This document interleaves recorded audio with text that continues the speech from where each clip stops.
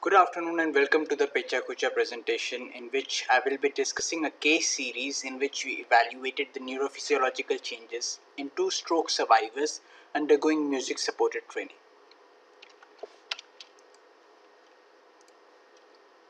We know from the existing literature that music supported neurorehabilitation is effective precisely because the auditory feedback from music can provide specific information concerning the timing and precision of movement.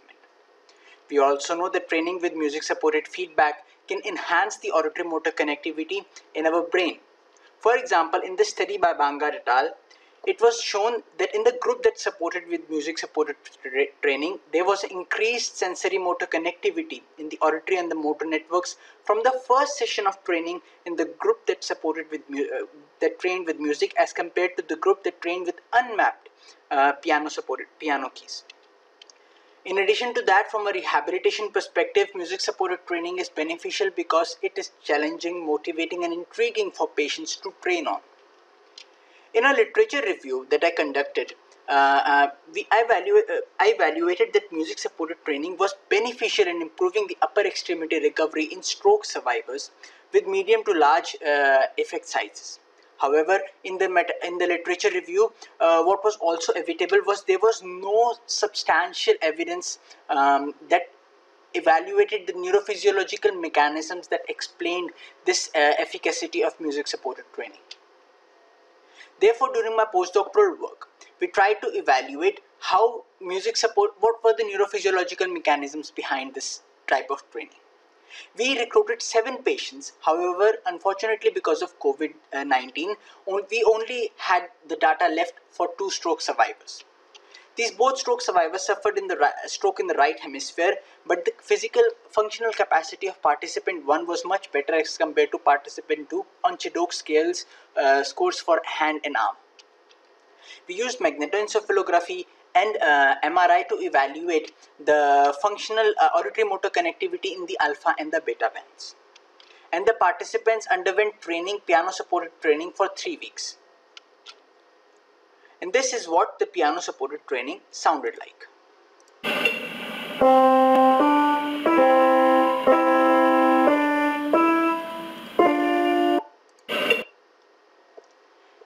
In terms of the clinical evaluations that we performed before and after the 3 weeks of training, we evaluated the measures of 9-hole peg test, box and block test, Jepson's hand function test, finger tapping test, and JMR grip evaluation. Here you can clearly see the differences after the 3 weeks of training and before. You can see that the performance increments in participant 2 were much larger as compared to participant 1. A reason that can explain this difference is that participant 1 was unable to perform because the physical capacity of participant 1 in terms of Chidok scores was already better. Therefore, there was the performance could have reached a specific plateau, and there was not a large room for improvement as compared to participant 2, where there was a much larger room for improvement. In terms of neurophysiological evaluations, we evaluated the connectivity in the auditory motor network, which comprised of premotor ventral and dorsal cortex, supplementary motor area, inferior frontal gyrus, primary motor cortex, and the auditory cortex. We specifically performed movement-related beta desynchronization changes to functionally localize the primary motor cortex before and after the 3 weeks of training.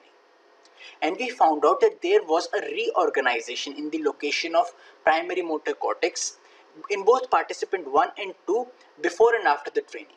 Here, the region in blue represents the location of primary motor cortex before the training, and pink after the training.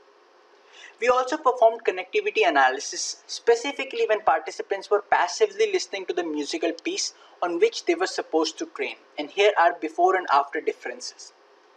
We saw that generally there was an increase in alpha band connectivity in both participant 1 and 2.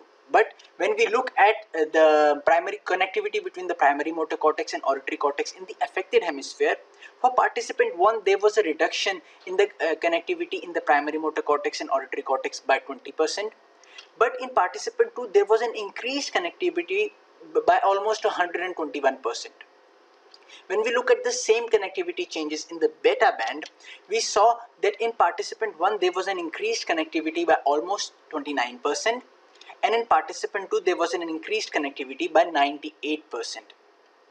When we further evaluate these changes in terms of connectivity maps, we saw that while participants were passively listening to the musical piece, there was connectivity in between, specifically the primary motor cortex of the affected hemisphere and the other sensory motor regions, but not the bilateral auditory cortices. But after the training, there were new connectivity formed between the affected primary motor cortex in participant 1 and the bilateral auditory cortices. In terms of participant 2, before training, there was only connectivity between the affected primary motor cortex and premotor cortex ventral part in the affected hemisphere.